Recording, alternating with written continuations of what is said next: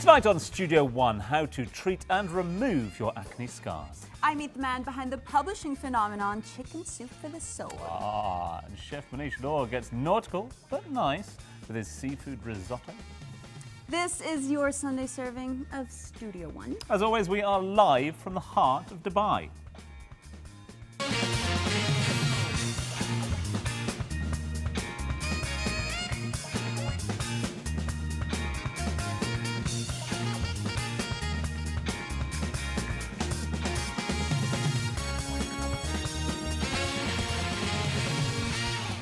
Hello and welcome to the start of a brand new week right here at Studio One HQ. And no, your eyes do not deceive you this Sunday evening. Dina is still here. Look I am. As well. Thank you. I know you want to make fun of my bow, but we'll talk about that later. Debate. Yes, Ash is currently in Turkey and should have been here tonight, but she missed her flight. So I get to hang out with Tom for another evening. Good stuff, yeah, looking forward to that one. And what a show we have to start the week. There's Dina's interview with inspirational publishing legend Jack Canfield. Did you wear the bow for that one as well or not? I did. Good stuff. And of course, we have a solution for you this evening with regards to acne scars and their removal. Keep watching and check it out. But first, let's find out about our Groupon deal of the day.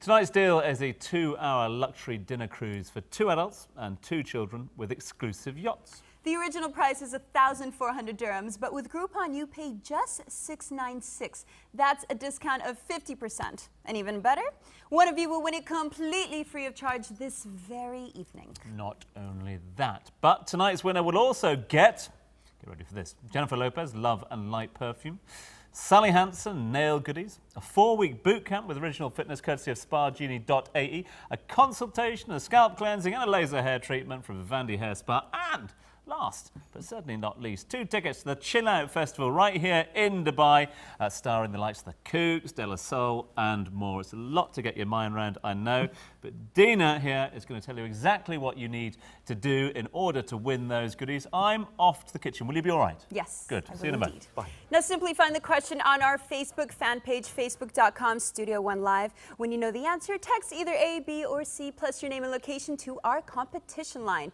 056-680-1018. We'll be revealing the name of the winner live at the end of the program, so make sure you stay tuned. Now, let's head on over to Tom in the kitchen. Yeah, thanks very much indeed, Dina, because when you're talking to me about the laws of the kitchen, well, there's only one law that we can rely on, and that is, of course, the man himself. Manish Law joins us from Tom. Hi, Dina. Sheraton. Nice Great to have you. Thank you. All well? Well, I was wondering what should I do today while walking Well, over that's to exactly Studio what One. we were wondering as well. And what more than a nice and humble risotto? You know, something which is very classy, very simple, easy to do, you know, and we'll just add the little extra touch by adding a little seafood. So let me quickly run down through what we have today. We have some fresh seafood over here. We have the salmon, the mussels, the calamari and the shrimps, which we're going to marinate with salt, pepper, little lemon juice and then sear it. Half of it is going to go in the risotto and half of it on top of the dish. What we have over here is the salt, pepper, the Parmesan cheese, the butter, the garlic and the onions. And now we're going to start with sweating the risotto rice first. We take in a little olive oil, heat the pan of course. When you say risotto rice, Manish, it's a particular type of rice. Yeah, risotto, you use 2 kinds of rice. One would be the arborio rice, and the second one would be the carnoli rice. Okay. Now, these are very glutinous rice, you know, so when you cook the risotto, it needs to be sticky. So is that a mistake that a lot of people make, just using long grain rice or basmati rice? You should not. I mean, if you're wanting making a biryani, then you can do that. Well, and how do you prepare it? Do you need to wash it? Is there any sort of preparation? Well, you would never wash a risotto rice. Oh. I mean, that's something which I would want to tell the viewers also. Please do not wash your risotto rice because you don't want to lose all the beautiful starch and the flavor while washing it. Okay. So here we are. We're going to sweat the little garlic and the onions, and later on just sear the rice until it reaches a nice golden texture, and then add in the fish stock. Okay.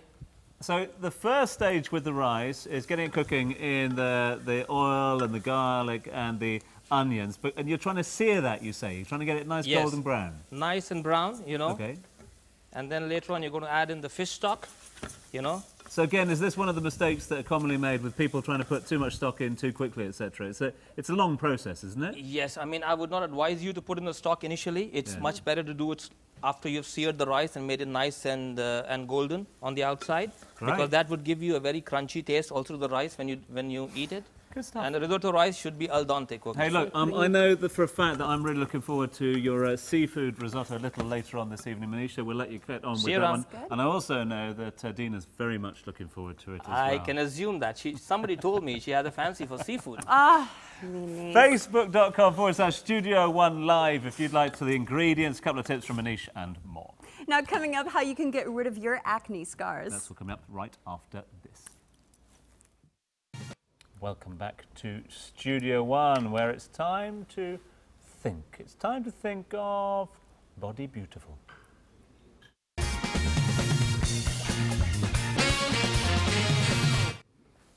Now, having acne is no fun, but it gets even worse when the acne goes and leaves a scar forever, just to remind you.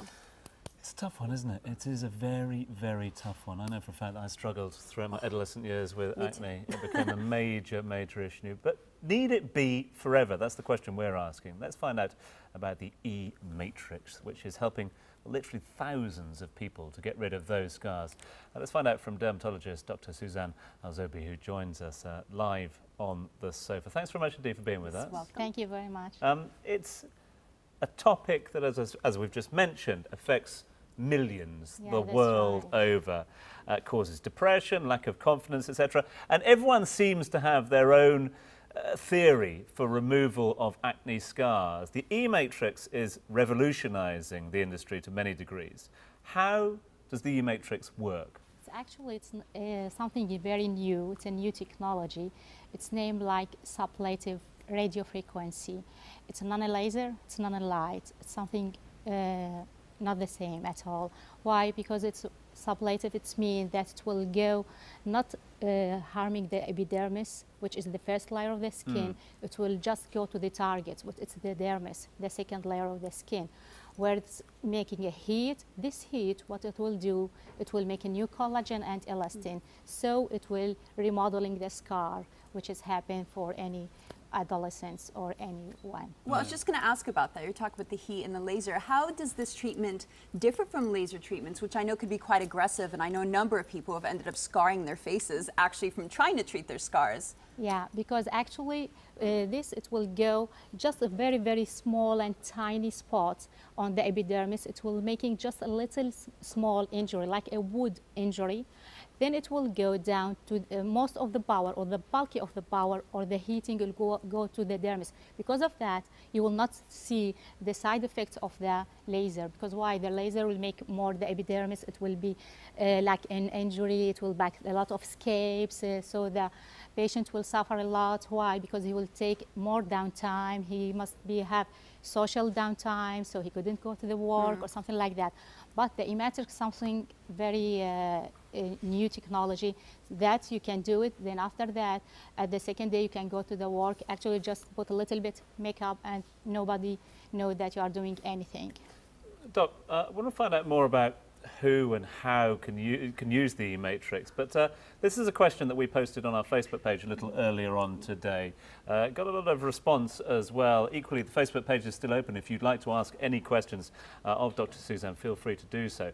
But joining us now on the line is one of our viewers, Emma, who has a question for you, Doctor. Thanks for joining us, Emma. What's your question for the doc? Good evening, everyone.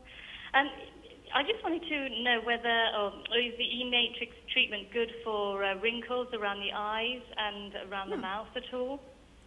Yes. Okay, yeah. So what else can help? Yeah. Actually, yes. If it's the wrinkles, it's a little bit superficial or a medium deep. Yes, it will soften it and will make the looks very good around the mouth and around the eyes. And if some people, they don't like to have an injection, like Botox injection, or the men, because you know the men is more scary about injection than the women. So they Really? So, yeah. I think So it's they true. can do, yeah. And they don't want to maintain every 6 months to go and do Botox. Botox is something that's very good and very gorgeous. But some people, they don't like to have injection. Yeah. Just they told me I feel very painful. I'm very afraid to have any injection. So it's something good. So we can make it an alternative for superficial and medium depth wrinkles. I do obviously have to ask about the pain then, keeping that in Yeah. mind. I know Tom's dying to ask, but you know, too much of a man. Is it painful? What do you feel when you're actually receiving this treatment? Actually, most of my patients, they can tolerate it without any anesthesia. But some people, we can put for them anesthesia, but it must be like a water cream anesthesia. Why? Because before we want to start to do the E-matrix, we must clean the face very well. There's nothing on it, and then we'll put alcohol, 60%, between 70% to 90%, to make it very clear and very dry. So because of that, sometimes I prefer not to put any anesthesia. Sometimes I'm just putting a little bit cooling air, so it will calm it. The patient, how will feel? He will feel it's a bit warming sensation, and sometimes like a prickly sensation, or like a rubber band snap. That's all. But they can tolerate it good. Doc, you've mentioned the patient. We're talking about them at the moment. Emma, thanks very much indeed for your question as well. We've touched upon the fact that it can help to remove acne scars, also wrinkles around the eyes and mouth. So who is the patient? Who should be considering this treatment? The doctor, he will see the patient first. If he has an acne and some inflammation, first of all, we will use some topical creams to take right off the inflammation. Then after that, we can do it for all skin types, for all skin colors. And this is what's making it unique, because lasers and the routinely used lasers, sometimes we couldn't go for the darker skin because it will make more side effects. So we must be very careful not to go deep or not to make a little bit more dose, because sometimes it will have a little bit pigmentation or like pigmentation, hyperpigmentation or hypopigmentation, which actually we don't want it. So a fairly quick recovery process there as well. Indeed, yes. Quick improvements, quick recovery process, and no needles as well, which is thumbs up all around. Great stuff. Bless you. Thanks very much indeed, Doctor. It's great to have you. Thank you for being with us. Answered a number of questions for us and also the viewers this evening. So thank you very much for your time. Thank you very much for your time too. If you'd like to find out more about the E-Matrix, then feel free to get yourself onto our Facebook page, facebook.com/Studio One Live. All the links and info are on there. Right, let's get an update from the kitchen where Manish has been cooking up a fuss with his seafood risotto. Let's head on over there. All well, Manish? Well, everything's fine. I've just managed to sear the seafood here. You know, in the meantime, the risotto is going to cook, and it's over there cooking and simmering on the pot. Oh, see, I was just going to ask about this. All this different seafood you've brought. Yeah. I mean, do they cook at different speeds? Are you supposed to put one in before the Well, other? if you see, you know, I mean, you need to, when you're cooking, you need to add in the pieces which are going to take longer first, and the ones which are going to take lesser time the last. So by the time you finish the cooking, the pieces are already done. I have no clue what takes longer. Well, I would start with the salmon, you know, because that's a little fatty fish. Then go on to the shrimps and the mussels, and in the last come down to the calamari. Okay. And what do you have to wait for them to turn a certain color, or how do you know they're ready? You can just sweat them like the one I have done over here, just lightly sweated, and we are just going to cover it with the lid because we don't want to lose the moisture. And then in the meantime, the risotto is cooking on the pot. Good stuff. Right, so this is cooking up at the moment. One ingredient we haven't talked about yet is the saffron, which of course is going to go in right at the end. Very important? Yes, the saffron is going to give the dish its unique flavor. Right. You know, and the saffron is a very good mix with the seafood. And it's something which is going to give it a very exotic taste. Yeah. Something which you're going to love along with the little dill and the Parmesan cheese. But you need to use it sparingly, yes? Well, yes. You don't want to overpower. You don't want to overpower. Is it true that it's more expensive per pound than gold or something like that, saffron? Ooh. Well, yes. Saffron. I did not know that. Yes. I mean, one flower of the saffron gives you 3 strands of saffron from the stamen, and that's it. So you can imagine how much of saffron and how much of flowers are used to make a packet of saffron. You're confident you're going to get it done in time? Yes. Good stuff. Right, we'll let you get on with that one. And of course, we will take a short break. Ash would love this one, but she's currently, well, where is she at the moment? Turkey. Just give it away then, why not? After the break, Dina meets a man who has literally inspired millions around the world. And we will reveal tonight's winner, so don't you go away. Welcome back to Studio One. Now, he's the beloved originator of the Chicken Soup for the Soul series. He's known as America's #1 success coach, and he has inspired millions of people to achieve their dreams. Did he inspire you? He really did. He really. I'm here with you. I visualized it. He is an institution, is he? He is the oh-so-motivational Jack Canfield. And Dina went along to meet the man himself for a little one-on-one. Jack Canfield, first of all, welcome to Dubai. Now, you've been motivating people for a very long time. Do you still feel that same sense of fulfillment? I do. I don't know what it is, but I get so fulfilled, and it's what I love. It's my passion. It's my purpose. So I love doing it. So what still makes you tick? Watching people's eyes light up as they come awake, as they begin to get excited about what they can do and what they can achieve and what's possible for them. And the other thing that keeps me ticking is that I probably get 50 to 60 emails a day from people all over the world saying how their lives have changed, what they're doing. They've left a bad marriage, they've started a business, they've published their book, they just made a film. So this is exciting for me. Oh, that is amazing. Well, obviously, you're known for co-creating the Chicken Soup for the Soul. Now, I know you were selecting the stories that were featured in the books. How did you pick which stories to feature? Well, the first book were all stories that I was telling in my seminars. And people kept coming up to me saying, those stories, are they in a book anywhere? And I'd always have to say no. And one day it was like, you know, knocking on my head saying, hey, put the stories in a book. And at the end of the first book, we said, if you have a story, send it in. Maybe we'll do a sequel. We started getting anywhere from 500 to 1,000 stories a week. There were so many stories out there that people wanted to tell. And eventually, as we got more into it and started doing niche books like Chicken Soup for the Mother's Soul or Chicken Soup for the Grandmother's Soul, we found people who were experts in those areas. We'd often have a third co-author. And like for Baseball Lovers Soul, we worked with Tommy Lasorda, who was the manager for the Los Angeles Dodgers. So that's how we would go out, and through them we would find books or stories, or we might go to the Baseball Writers Association or to, you know, I also read a lot. So some of the stories come from books I've read or other speeches I've heard. So just constantly gathering. So what would you say, do you have a favorite story that has been featured, or? Well, I have 22,500 favorite stories. That's the ones that made it into the books. We've done about 225 books now. They'll have about 100. I would say one of my favorite stories is about a boy named Roger Crawford who was born with a disease called ectrodactylism, which meant that he had one finger on his right hand, a finger and a thumb on his left hand, and his left leg was amputated when he was 11 because he just was malformed as a young baby. And he went on to become a high school football star and a tennis champion. And imagine playing tennis, you have one finger on your hand. How do you hold your racket? Well, he used to duct tape the racket to his arm, but it wiggled too much. But then Wilson came out with a racket where at the end of the head, right where the racket meets the racket head meets the handle, there was a little groove, a little hole. So he put his finger through that, wedged the racket back against his hand. He had total control of it. And he went out there and he actually became a college star. He said he only lost one match in college, and that was to John McEnroe. And he said it's all about attitude. It's all about positive attitude. But it's stories of people overcoming obstacles and finding out that even with that kind of trauma and disability, you can still achieve great goals. And so what I always say to people is, what's your excuse? You know, he had 3 fingers and 1 leg, and you've got 10 fingers and 2 legs. It's all about attitude. So those are the stories that inspire me the most.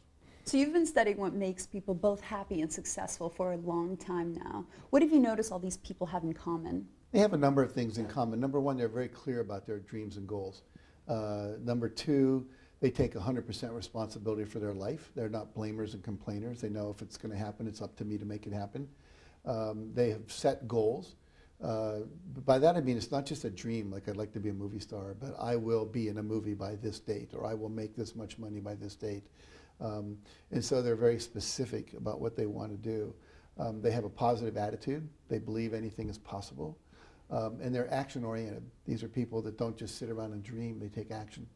And so, you know, if you're clear about what you want, if you believe you can get it, if you don't blame and complain and sit around and, you know, be a whiner, and if you take action and you persevere, we're all going to have obstacles.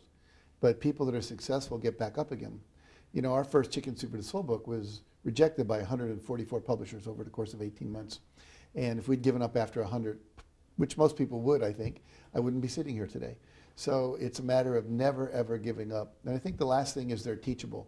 They're open to feedback, they're open to coaching, they're open to mentoring. A lot of people get in their own way by thinking they know everything when they don't. And so their arrogance, their ego gets in the way instead of being what I just call teachable, which means, hey, show me what I can learn. I learned this from my father when I was real young. He would go up to people. He was a cash register salesman, and he would always go up to the people that were the top producers in his company and say, "Can I buy you a drink? Would you tell me how you got famous? Could I give you my sales pitch and you tell me how I could improve it?" He was always learning to get better, constant and never-ending improvement. So that was a model for me, and I've seen that in the successful people, this passionate commitment to doing whatever it takes to get there. So what do you think is the #1 mistake then that people make that prevents them from being happy in their day-to-day lives? I think there's a couple. #1, lack of self-awareness. You can't get ahead if you're not aware of what's going on in your body, your emotions, your mind, etc. #2, I think the biggest obstacle is that people are ignorant of the laws of success. In other words, it's not taught in school. These are things you have to learn on your own in books, CDs, take seminars, have a coach, mentor, whatever. And I think the last thing is that people have unconscious limiting beliefs. We've all picked up limiting beliefs, whether it's, you can't do this unless you have a college education. I'm too young, I'm too old, nobody likes me, whatever it might be. And we pick these up between the age of 3 and 8. And they're just reactions to our events as children. And then you have to bring these into awareness with either a coach, a therapist, a consultant, somebody, bring that into your awareness and then transcend that. And there are tools for doing that. But most people never take the time. They're too busy watching TV, shopping, making a living, raising their kids. You've got to take, I would call it an hour a day. I call it the hour of power. 20 minutes of meditation, 20 minutes of reading, and 20 minutes of exercise. If you do those 3 things every day, then your life becomes energized and you move forward. Well, it's your first time in Dubai. You thinking of a chicken soup for Dubai sometime in the future? We might do a chicken soup for the Emirates Soul. You never know. Oh, I hope so. Well, thank you so much. You're very welcome.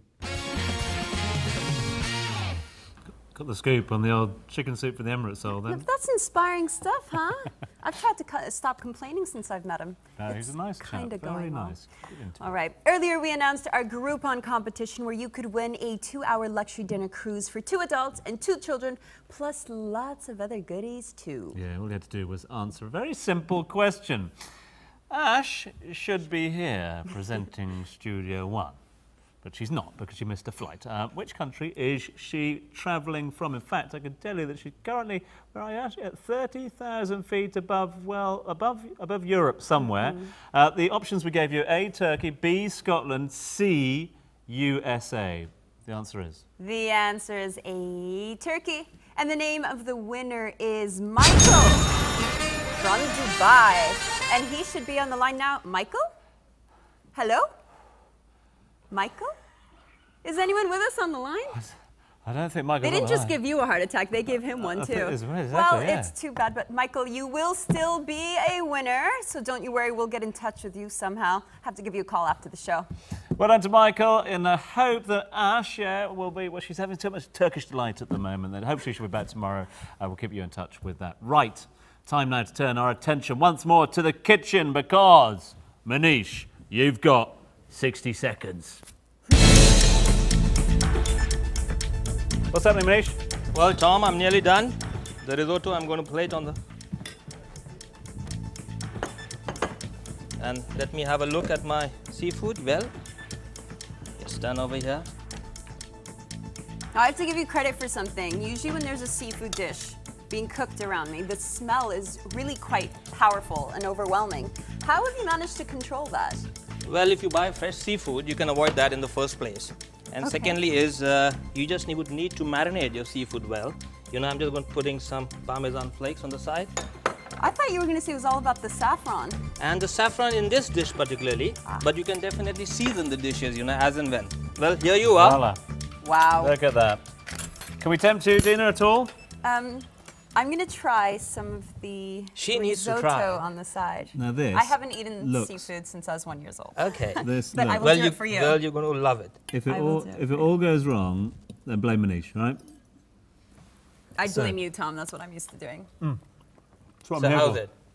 Very Yeah, good. you can taste the rice and the Parmesan cheese, the With that Reggiano, saffron coming through as and well. and the saffron and the subtle Risotto's taste amazing. of I'll give you that. The smokiness of the Parmesan as well. Wow. Loving that. That is a really good dish. Manish, thank you as Thank always. you. Bless you. Thanks for joining us yet Thank again. you. Cheers for that. It's been a pleasure. Now that's all we have time for this evening. Thanks to all of you for tuning in. Join us same time Busy tomorrow. for us. Dina here meets one of the most influential Egyptian filmmakers at the Gulf Film Festival. And we meet the Plastic Fantastic campaigners taking their message around the world. Good night. Nighty night.